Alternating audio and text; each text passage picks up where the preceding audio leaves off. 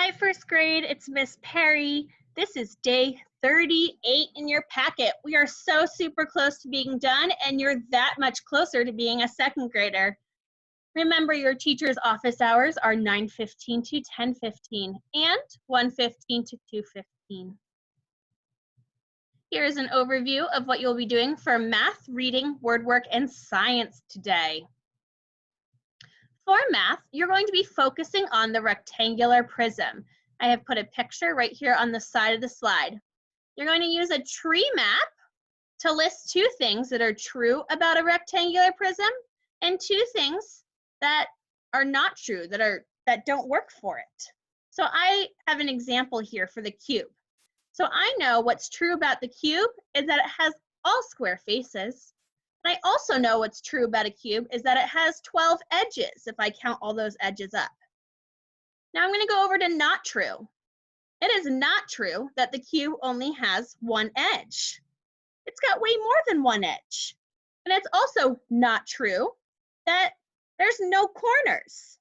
There's tons of corners on a cube. So that's how you want to be thinking for a rectangular prism.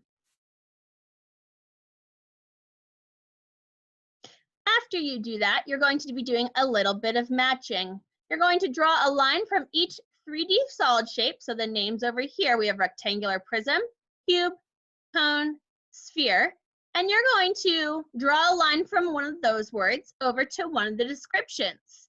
So remember, look at the pictures. We have a rectangular prism, a cube, a cone, and a sphere. The four choices you have to match with are no faces and no corners, square faces, rectangle and square faces, and a corner and no edges. So think about your 3D shapes and which description fits each best and draw a line. Finally, for math, you have your exit ticket. That's on page 10 with all those other exit tickets you have been completing. This one says, day 38, circle the words that are always true for each 3D shape. So the first one is a picture of a cube. The things it says to describe it are has edges, has corners, can roll, has square faces. You're going to circle which ones are true for that shape. You can circle more than one. The next shape is a cylinder.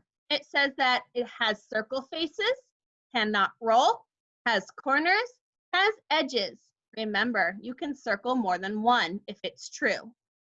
The final shape is your cone. It has corner, can roll, has edges, has a circle face. Remember, you can circle more than one. Next is your reading. Remember, there is a reading lesson video other than the teacher video for day 38 on YouTube. The link is right there. It will also be in your dojo message and in the video description. The first thing you're going to do is read or listen to the text, Helpful Birds, which is on page 17, and Birds as Human Helpers, which is on the next page, page 18. So those two stories are what we're focusing on. You're going to then think and talk about how the two texts are different. So right now, I don't want to know how they're the same. I want to know what's different. Then you're going to use a red crayon to underline details that are different in both texts. So you're finding things after reading them that are different from each other. Then you're going to write to tell me about how the texts are different.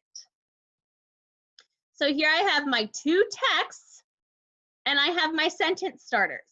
I have these texts are different because you're going to tell me why, and then you need to give me your example. In one text, blank, but in the other text, blank. That's where you're going to put your two examples, one from each story. Please do not use a red marker. If you need to use a marker because you don't have a red crayon, you can use a yellow or lighter color so you can still see the words to the readings through the marker. You don't want to accidentally color like a dark blue over it and make a mistake, then you can't read. That would be a bummer. You just need to make sure it's a different color from yesterday. So if you want to use a different color crayon too, that's fine. It just can't be the same color from yesterday. Then we have word work. Remember, there is the YouTube instructional video for first grade. Make sure you're clicking on the day 38 one if you are watching this video. This video does a great job at teaching the skill for our word list. Now we have super sentences. You're going to choose 5 words from the Cycle 23 word list below that I have written out and use them to write 5 sentences. So here's our Cycle 23 word list. We have bee, cheap, deep, seed, street, tree, cool, food, noon, shoot, angry, party, plenty, puppy, cartoon, and soon. So something that the teachers have been noticing is that we don't have all super awesome, strong first grade sentences, almost second grade sentences. A lot of us have simple sentences still, like the cat is black. Remember, you need to make it interesting. I want to have to read the sentence and be super intrigued, like it could be a story. I want to just read more. So I changed my sentence, the cat is black, because that's a boring sentence. That doesn't really tell me much about the cat. My strong sentence turned into the fluffy, fat, black cat is playing with her toys. That's so much more interesting, and there's so much more describing this cat. So then you're gonna go to our checklist. What you're gonna do when you think that you're done. That doesn't mean you are done. Remember, you can pause the slide here to do your checklist. Do you have capital letters at the beginning of your sentence? I sure hope so. Did I use punctuation at the end of my sentence? Remember, that's a period, a question mark, or an exclamation point. The third thing, are my word list words and sight words spelled correctly? If they're not, or you might think they're not, go back in your packet and look at the word list, or go back a slide. Did I write a strong first grade sentence? Now, we just talked about that.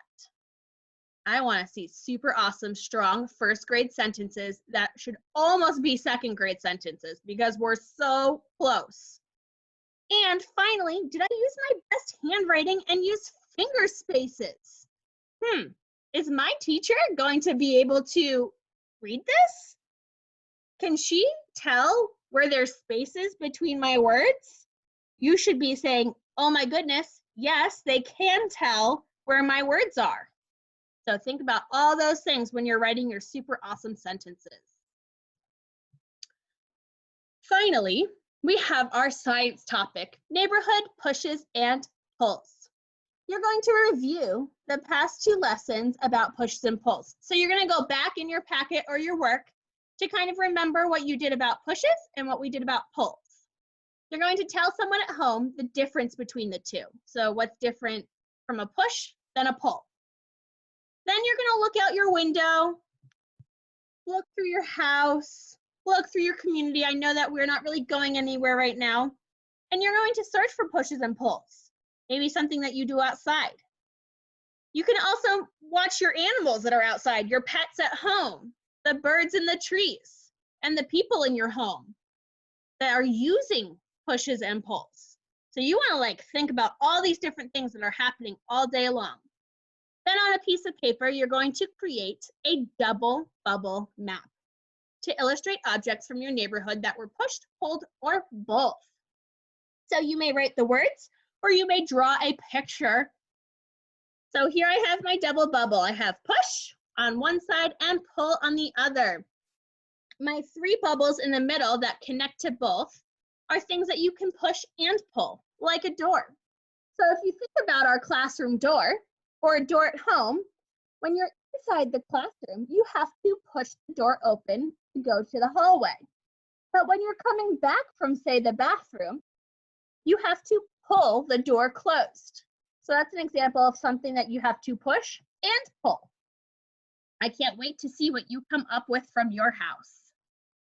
Then we have specials to round out our day. Remember, go play outside, get some exercise with family members, your pet, whoever you can. Something I really liked on this list was that you can read a nonfiction book about an animal to learn about it, and then write to explain how this animal would make a fantastic pet for your family. I'm sure you could come up with something super interesting. That would be really, really cool to read about. Remember, if you have any questions, to go to your teacher's office hours. Those are from 9:15 to 10:15 and from 1:15 to 2:15. I hope you all have a fantastic day.